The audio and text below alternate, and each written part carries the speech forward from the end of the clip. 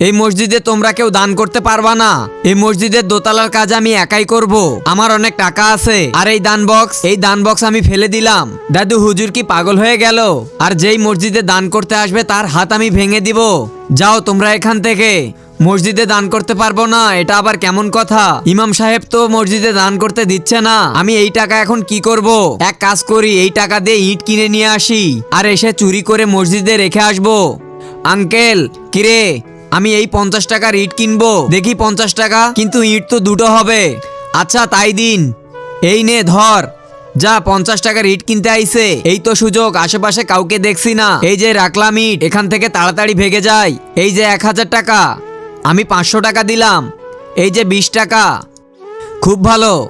ইমাম সাহেব দাঁড়ান, আপনি তো বললেন মসজিদে কারো অনুদান নিবেন না, তাহলে আজকে কেন নিচ্ছেন? তাহলে শোনো, সেদিন তোমাদেরকে তাড়িয়ে দিয়ে আমি রাতে ঘুমিয়েছিলাম।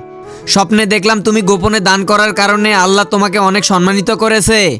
আল্লাহ তাআলা তোমার দান বেশি পছন্দ করেছে। অথচ আমি অহংকারে অন্ধ হয়ে গেছিলাম, এই জন্য আমি সবার দান গ্রহণ করছি। আলহামদুলিল্লাহ। বন্ধুরা, এমনই সব সুন্দর সুন্দর ভিডিও পেতে সাবস্ক্রাইব করে লাইক করো।